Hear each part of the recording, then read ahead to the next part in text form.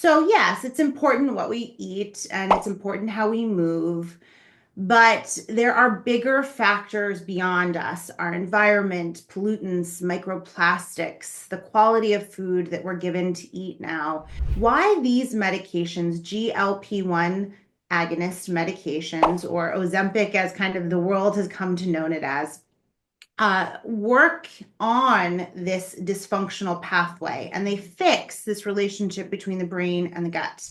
You are actually going to crave and want very healthy food. So that packaged sugar, salty, fatty food that comes in on the shelf, your brain's not going to want it anymore. That's profound. And people will say it stopped the food noise. Is the most effective medication we have on the market for managing type 2 diabetes and also for managing obesity. That we shouldn't be using this just as a way to get skinny. It's really important to look at all of the metabolic health parameters. Mounjaro has less side effects than earlier versions of the drug. That's So wonderful. when we start adding, yes, the second hormone really cuts some of the side effects. So that's great. Most people, if they're just aware of what they might feel or identify it right away, they can reverse it. If people stop this drug, 95% of them will regain the majority of their weight by 5 years. Hello, Dr. Alexandra Sowa. Thank you so much for joining me today. Thank you for having me. I'm so excited to chat. Yeah. So this is the book, The Ozempic Revolution, your book, which has sort of just released in India. And Awesome. the timing is very good because the drug Mounjaro, the first GLP-1 drug, has just got introduced into the Indian pharma market. So, first of all, I want Indian audiences and readers to know a little bit about you. So, Yes. yeah, so tell me about yourself and how your journey as a obesity medicine specialist and about Get So Well. So, briefly, if you can tell us about that. Yeah. Okay. So I am a dual board certified doctor of internal medicine and obesity medicine, and I've been practicing in the obesity medicine space for well over 10 years.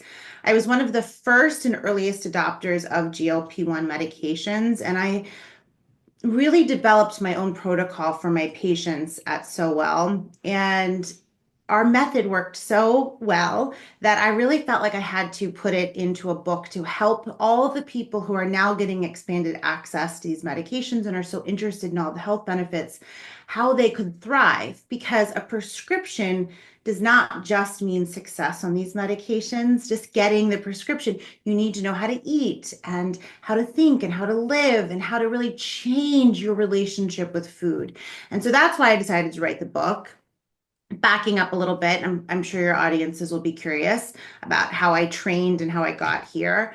Um, I'm the daughter of a doctor, and so I was always exposed to medicine, but my father was a surgeon, and I knew that that wasn't quite for me. I really liked the complex emotional connection that you could establish with patients in a non-surgical area. And so I went to Johns Hopkins as an undergraduate and I studied public health, which was so fascinating to me. And I always knew that I wanted to help people on a population level get healthier.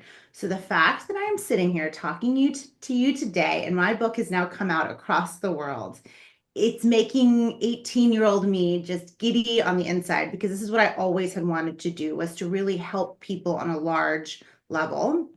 But in that education, I realized I still really want to learn how to treat people one on one. So I did decide to go to medical school.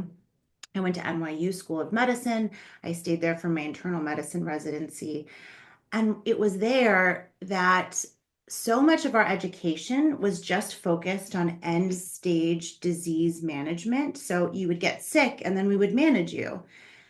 And we knew that so many of the chronic diseases that we encounter are due to metabolic dysfunction and weight, excess weight.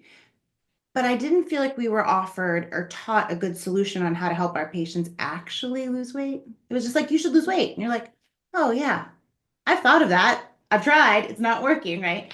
And so when I found this specialty of obesity medicine that was really evolving and coming out into the world about 15, 20 years ago, there was no looking back. I just knew this is what I had to do. And I have so loved helping people improve their health so dramatically through healthy, sustainable weight loss.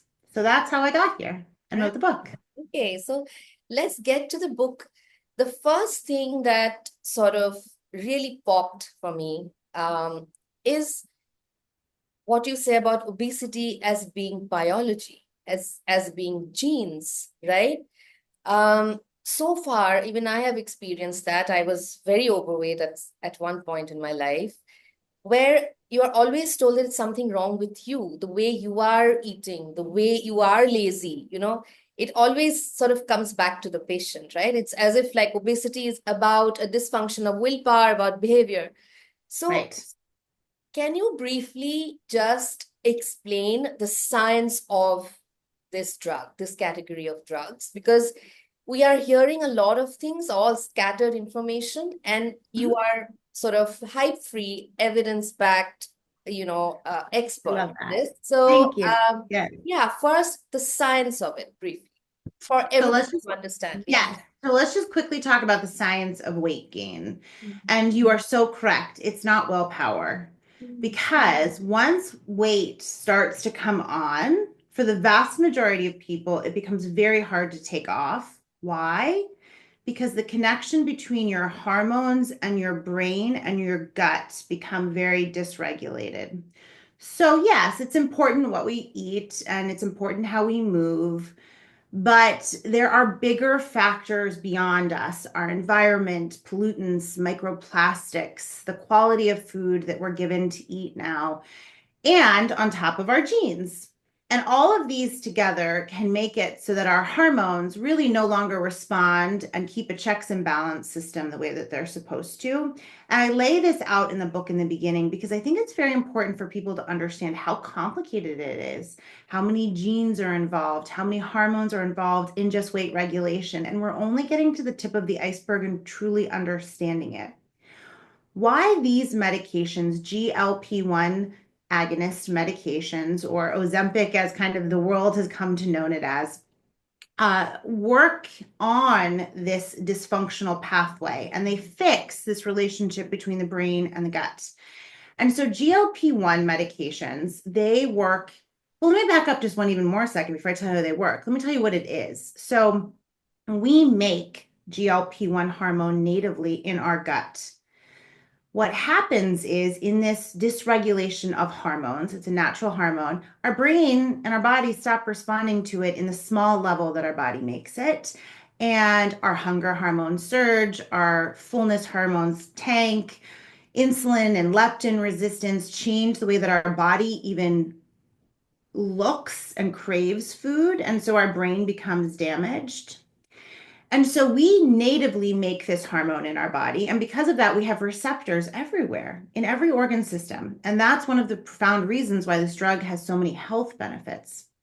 So the medication mimics GLP-1, but it's a synthetic version of it. And that synthetic hormone, it's so effective because it's about 2,000 times stronger. Why? Because it doesn't break down quickly. Our native GLP-1 breaks down in the order of seconds to maybe at maximum 2 minutes. This medication lasts weeks in our system. And so it's the improved stability that has made it so dramatic in helping us reverse disease. How does it work? It works, I call them three superpowers. It works on our brain, on our gut, and at the level of our pancreas and blood sugar. So at our brain, it's telling our brain and those hormones that have become dysregulated, it's saying, you're full. You can stop eating. You don't always need to think about food. You are actually going to crave and want very healthy food. So that packaged sugar, salty, fatty food that comes in on the shelf, your brain's not going to want it anymore. That's profound. And people will say it stopped the food noise, and that's its connection to the brain. Then at the level of the stomach and the gut, it decreases our stomach emptying time. So food sits in our stomach for a heck of a lot longer. And it just, again, plays on the hormones and says, you're full, you don't need to keep eating, you're good. And so you feel satiated and content with smaller portions. And then, probably the most profound way that it works is it makes our body very, very sensitive in the way that our pancreas releases the hormone insulin. Insulin's job is to grab blood sugar and to bring it down quickly and to take it off to the rest of the body. The vast majority of adults around the world have something called insulin resistance or metabolic dysfunction. And even if it's very, very early, slightly higher blood sugars create damage all over our body and they lead to weight gain. And so this drug will say, "Ooh, we're going to not let you have very high blood sugars. We're going to make that insulin grab your blood sugar right away, bring it down, keep it nice and stable." And so that process of blood sugar stability is very profound for weight loss, but perhaps more importantly, all of the prevention of disease, treating type 2 diabetes and preventing all of the downstream negative effects, preventing the progression of prediabetes to type 2 diabetes, decreasing rates of cancer, heart disease, dementia. That is because we're just lowering blood sugar and reducing inflammation. And so it's a very powerful medication. Wow. Yeah. Food noise. I love that phrase. I mean, don't we all experience it? One has I to know. read the book to know exactly what it is. You go into the details of it. But here I want to come to you about specifically about India. We are the most populous country in the world now, and we are the diabetes capital of the world. We are even genetically sort of predisposed to type 2 diabetes. And Yep. even obesity is a huge problem. Like the latest figures I have here, 44 million women and 26 million men are live with obesity, right? So how is this drug, Mounjaro, is it any different from Ozempic? And Yes. what do you think will be the potential implications of this drug being used by this huge majority of Indian population? Yes. Okay, so let's talk about the different classes. So GLP-1 drugs are just have one hormone in them. And then as we're evolving how we know how these medications work and we're getting deeper into the hormonal pathways, we're making stronger and even better drugs. Mounjaro falls into the stronger and better drug. So what all of these drugs have in common is that GLP-1 hormone is the base. And then we're adding on other hormones to that. So Mounjaro, the trade name, the generic is called tirzepatide. Tirzepatide combines GLP-1, but then another hormone, GIP. Now, in the pipeline of medications, we actually have three hormone agonists. They're not released in the United States or anywhere else yet, but we know that those are coming. What's so exciting about Mounjaro is that it is the most effective medication we have on the market for managing type 2 diabetes and also for managing obesity. We see the best blood sugar control and we see the best weight loss. It's actually far superior to what we're seeing with simply Ozempic alone. So I think it's pretty exciting that this is the first drug to market for you all. Um, I think it has huge implications. I take care of a lot of Indian Americans in the United States, and we are very, aware, and I'm hyper aware, and I let my patients know that yes, there actually is a higher genetic predisposition to cardiovascular disease, metabolic syndromes. We see this in different sub-ethnicities around the world. This is not uncommon. And I think that what I have seen in my own use with Indian Americans, slightly different because we live in a little bit of a different environment, but here we are talking on Zoom. It's a pretty similar world. Yeah. What I've seen is remarkable blood sugar control. I've seen improvement in sleep apnea, for which this drug does have indication, FDA approved indication.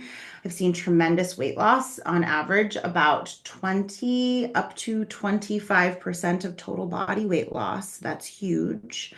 And we just see these downstream effects of people feeling better with their joints, getting better mobility. It's if you are suffering with high blood sugar and excess weight, and you're just feeling like I'm trying, just like you said, you're trying, and I can't do anything else.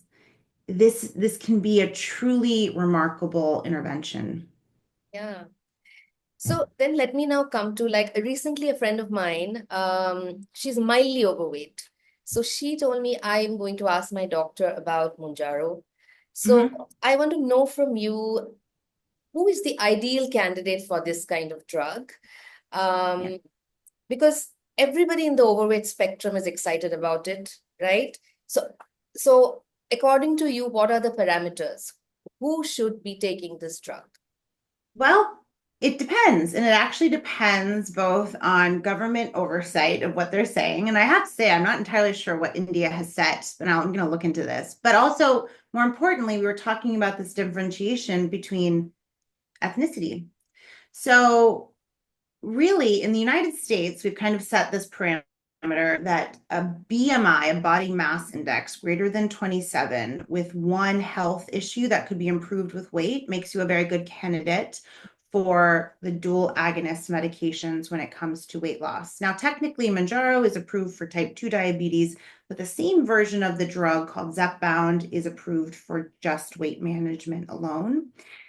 And it's a very clear indication that if someone meets the criteria for type 2 diabetes, they are a very good candidate for this medication. Now, when we're talking about different populations who benefit from earlier intervention, BMI comes down significantly, even at the level of the BMI of 25. Many people will say a BMI of 25 or greater just puts you in overweight, but if we're in that category, and you have slightly elevated blood sugar or high cholesterol or a very, very strong family history or high body fat content relative to your muscle, which is very, very common, you might be a very good candidate for this medication. Now, the one thing we should talk about, though, is that we shouldn't be using this just as a way to get skinny. It's really important to look at all of the metabolic health parameters, family history, doing a really good deep dive. I talk about this in the book because people are so eager to get on this medication that I'm like, let's not bypass the fundamentals and make sure you're a good candidate. Because in order to see continued benefit from this medication, you will likely, in the vast majority of cases, need to stay on the medication. So everyone really needs to acknowledge that it's not just a quick fix. If you treat this like a quick fix, it's going to be like any other crash diet, which is not a good thing. Yeah, yeah, yeah. So those are some of the big considerations that people need to take in. Right. So at least here, the Ozempic story has been one of hype, right? It's about celebrities with their Ozempic faces. Um, Yeah.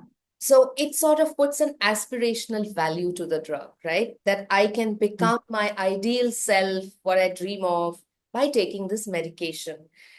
So it's almost like, yes, if you're overweight, you're stigmatized, but even the treatment has kind of become stigmatized in a way, right? Because it's it's aspirational on a very sort of superficial basis, what you're seeing on social media with celebrities. So do you think that's sending out a wrong message about this category of drugs? What are your thoughts on this overhype and this emphasis on like Yeah. celebrities? I'm so curious. You're gonna have to send me all of what you're seeing in the media. I'm dying to see it. You have to forward it to me, okay? But I would say that we have somewhat followed the same trajectory in the United States. And on one hand, of course, it's dangerous because you are looking at this medication for thinness and beauty and aspiration, and that's not what it should be used for or can be used for. And we could talk about more about that. On the other hand, with widespread coverage, celebrity coverage, what I have found is that the trickle down effect in the United States has been first, the celebrities on it, Oprah's on it. Then the trickle down has actually been that more and more people were just comfortable with sharing their journeys on social media and in the world, and they're open with it. And that has actually very much destigmatized the treatment. So we, of course, have to be careful how we're covering this drug in the media and how we're receiving it. But I think sometimes being open is a good thing. Just a few years ago in the United States, and we're a couple years ahead in terms of rolling out the drug, but just a few years ago, this is what I did for a living. I mean, I've been doing this for a long time, but I've been using these medications, GLP-1 drugs, for over 10 years. Up until about 24 months ago, I would have to really have a very long conversation with patients and almost talk them into or offer these drugs. I would never make someone do something they didn't want to do, but I'd say, look, we have this. And I'd have to really educate them on it and talk to them. And they'd go away for a visit and they'd think about it and then they would come back. Now, 24 months later, people are just calling the office nonstop saying, oh, I qualify for this medication. Can you help me with it? And so I wonder if the same thing will happen where the celebrity culture is big and then it trickles down. Right. Yeah, it's likely. But at the same time, there's a lot of hype about side effects, right? Uh, so I want to know from you, based on, as you said, you've been practicing you have experience with this drug for over a decade now. So can you tell us what it really feels like to be on this drug? What is your life going to be like? Well, so many of my patients, and I write about many case studies in the book because I want people to see all sides of what we're talking about. But most people will tell you that it's an incredibly freeing journey, and that for people who have really their whole lives thought about what they're eating, how they look like, what the number on the scale is, and they've just hated the process of it. It releases them from that and it lets them just be the healthiest version of themselves because the food noise, the constant obsession over food is quieted. They're able to just say, okay, I'm going to get up and I'm going to eat my breakfast and I'm going to have my lunch and I'm going to have my dinner. And in between, I'm going to drink my water and I'm going to be satisfied instead of constantly going back to the cupboard and going for the snacks or going back for, second and third helpings or, just so that is very, very freeing. The side effects that people talk about, the good news is, I'll tell you for your country, is that Mounjaro has less side effects than earlier versions of the drug. That's So wonderful. when we start adding, yes, the second hormone really cuts some of the side effects. So that's great. Mhm. But the side effects we experience are really a byproduct of how the medication works. So that decreased stomach emptying can lead to some GI upset, especially if you don't pay attention to the volume of food you're taking in or how you respond to it. So in the book, I lay out what I call my habit foundations for patients so that they can identify what makes them feel unwell, understanding their hunger level so that they stop before they're very full, and just really kind of tracking. Because most people, if they're just aware of what they might feel or identify it right away, they can reverse it.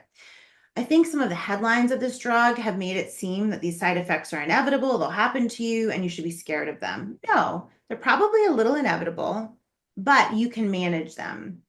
So if you're nauseous, in the book, I kind of give you a toolkit of things that will help. Hydration with salt really helps with nausea and not overeating. So sometimes you might have to eat more smaller meals throughout the day rather than one or two big meals, which you might have been used to. Also, the quality of the food really matters when it comes to nausea and the other side effect, which we see is diarrhea. So, eating foods that are focused on proteins first really, really help.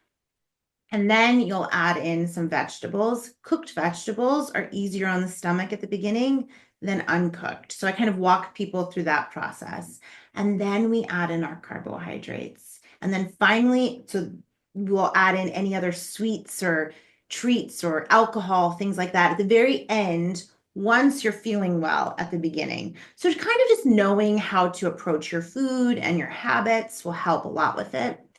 Sometimes people will feel a little tired. Fatigue is sometimes something people complain about. It gets better with time. You just have to make sure you're staying hydrated. People don't realize that not only does it make you not want to eat, but also it decreases your thirst mechanism. So I have people keep, I don't have my big water jug here, but I'll have people keep big water jug by them all day. And so you have to drink two of these. And by doing that and adding some electrolytes or a little pinch of salt in, it will help people stay hydrated. Making sure you're eating, even when you really don't feel like it, getting a little nutrition in will help you. And also just knowing as time goes on, it gets better.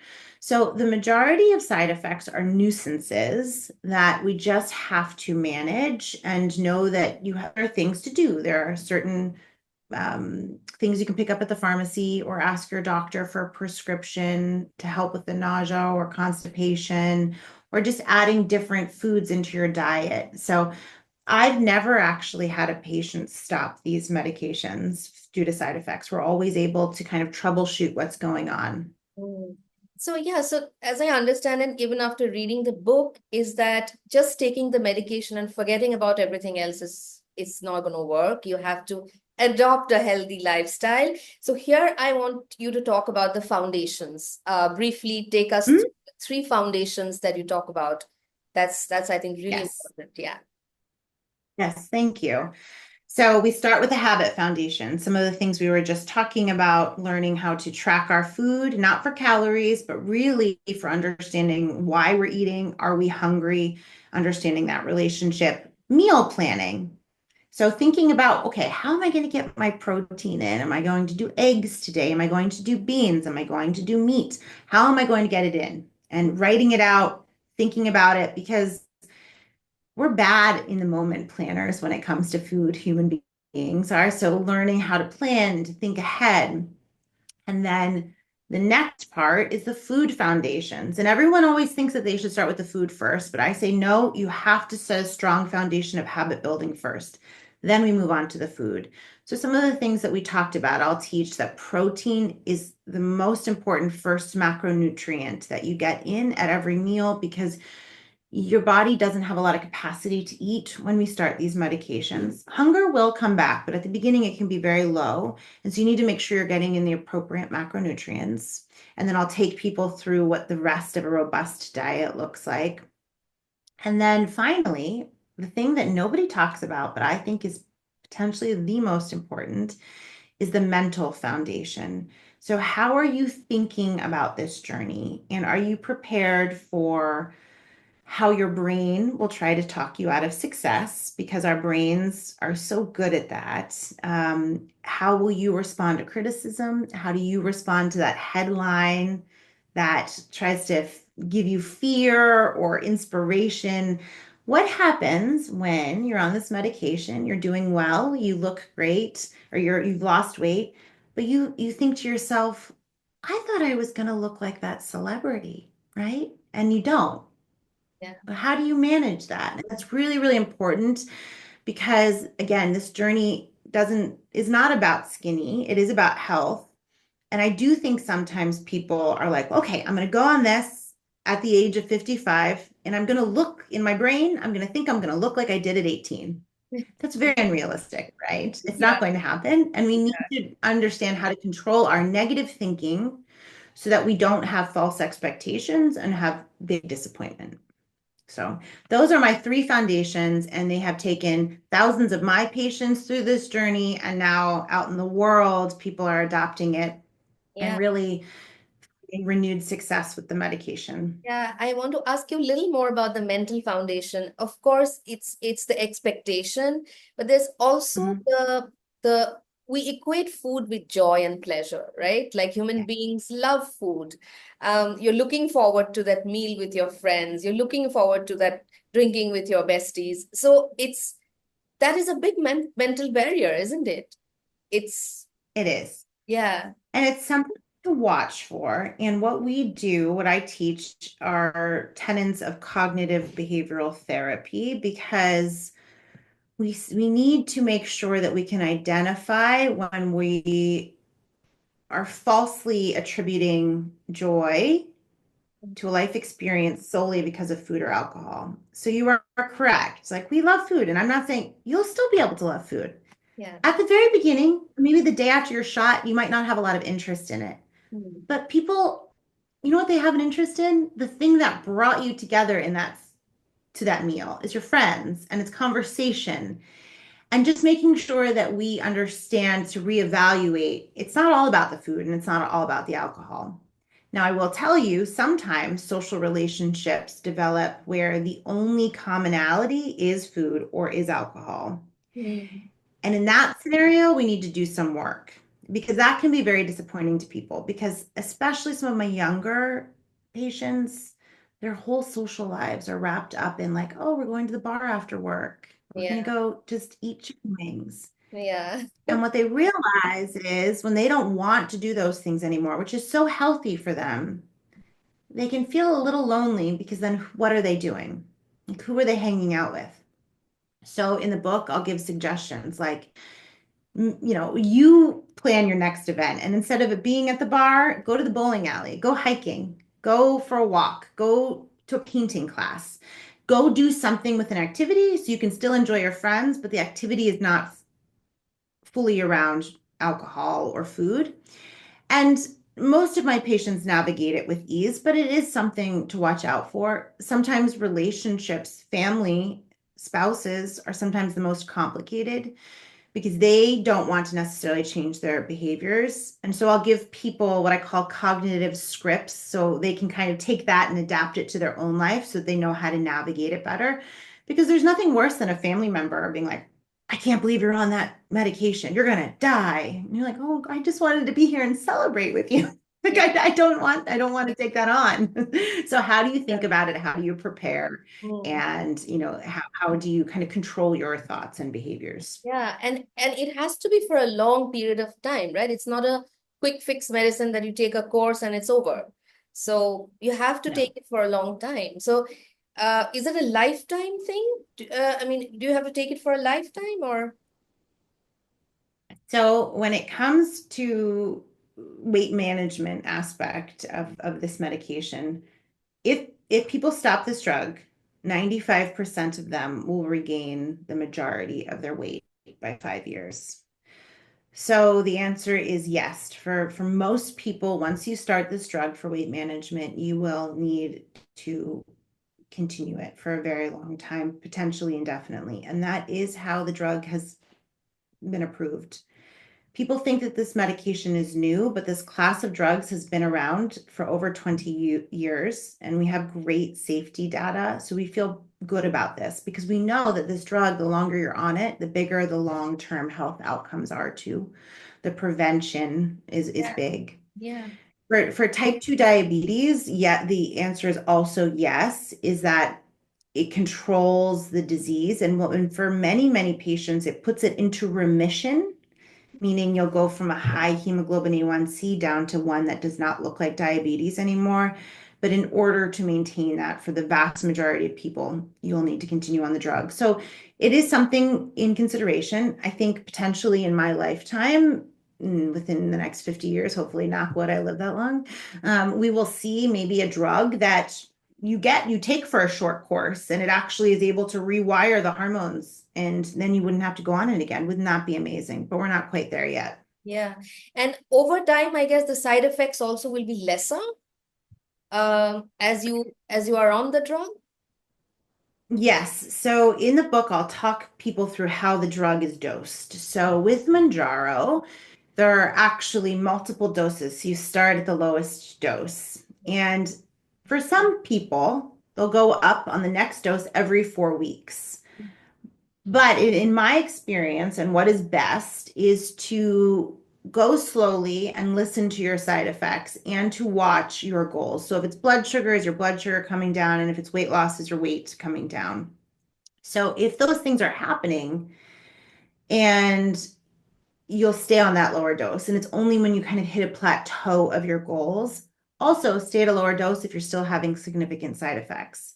By the end of the first month of a dose, most people's side effects get a lot more manageable. And they'll notice every time they go up on the dose is when they'll feel it again. And so by knowing that this will happen and knowing it will get better, you can really manage it and manage your brain's response to it. And kind of get ahead of it. But generally, over time, the majority of the side effects will fade if you take the right kind of habits. Now, 3 years in on the drug, someone might have a couple episodes of nausea or constipation, and it'll be cyclical, but they'll know how to manage it. But yes, it does get better over time. Okay. So finally, I want to ask you something about protein because in India we have like the highest population of vegetarians in the world. So eggs, fish, bone broth, all these things are out of uh, Mhm. bounds for a lot of people. Right. How do you choose protein? I mean, how do you look at labels for powders? Like, what is good, Mhm. what is not good?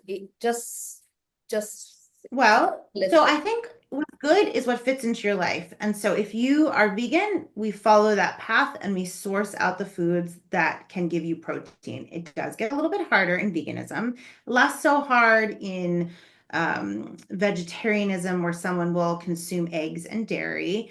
And then even less so difficult when someone is a pescatarian. And then, yes, finally, if meat eaters is probably the easiest way, but that's okay. I take care of patients with every eating preference.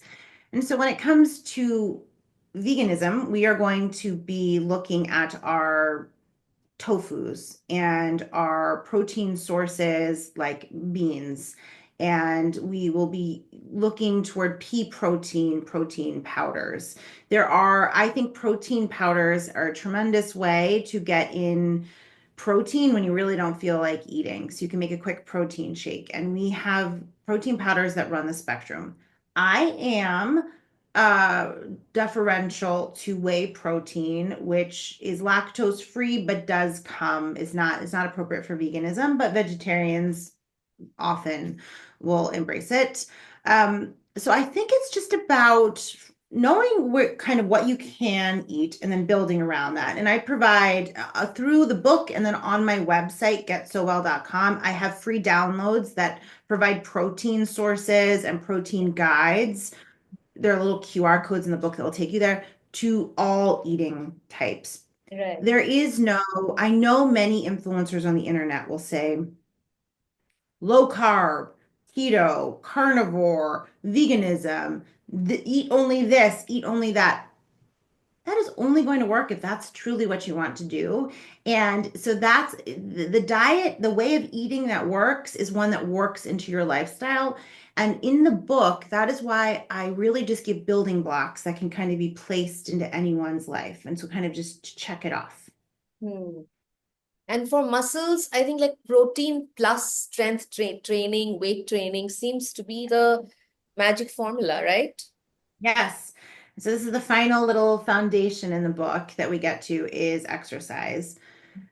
Historically, exercise has been sold to us as something that if we did it, it would lead to weight loss. And so you should join the gym, do this class, sweat until you die.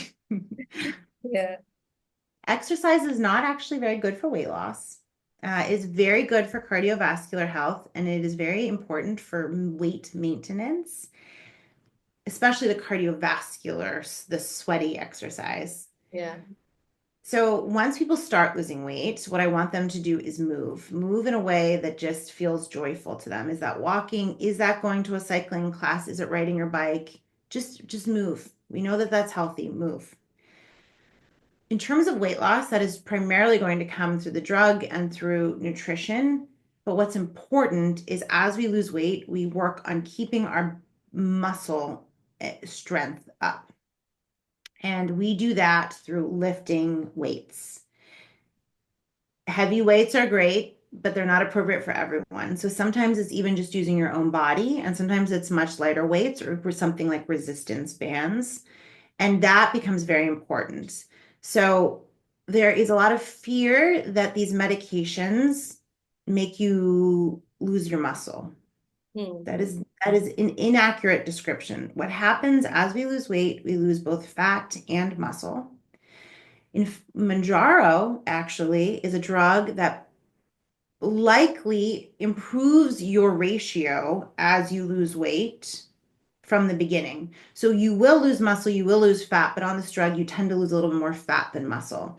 And if you add strength training into that mix, you're going to even have a better ratio and be strong and um, just this is when you feel the health, like strength and muscle and movement. That is vitality, and that is what we need to really focus on. And so, kind of undoing this idea that exercise is just for weight loss is we have to get rid of that because you're going to lose weight without it, but Mm, we still need to do it for your health. yeah. And lastly, like, do women and men have different responses to it? Are the biologists different in the way it sort of responds to the drug? Yes. So, for the first time ever, women actually have superior weight loss on this drug than men. So, that is Even menopausal women? even in menopause. Yes. Hmm. Okay. So, it's like just slightly more, but that is what the trial data has shown. And I would say that's also what I've seen in my practice too. Mm. But men still lose a tremendous amount and their blood sugars are controlled and it's just as effective. Um, I think that it is pretty revolutionary for the woman in menopause who traditionally was kind of told, see, well, you just have to deal with the insulin resistance that comes and the disease that comes and the weight gain that will come that will make all the other things worse. It can be a great tool for the menopause weight gain. Yeah. And so just seeing great effect with that. Yeah. All right. So thank you so much for your time and talking to me about. So this book is available on Amazon India now. And it's really detailed about everything that you've talked. So all the details are available, even recipes are there. Um, so thank you so very much. I look forward to reading more of your work and all the best. Thank you so Thank you. much.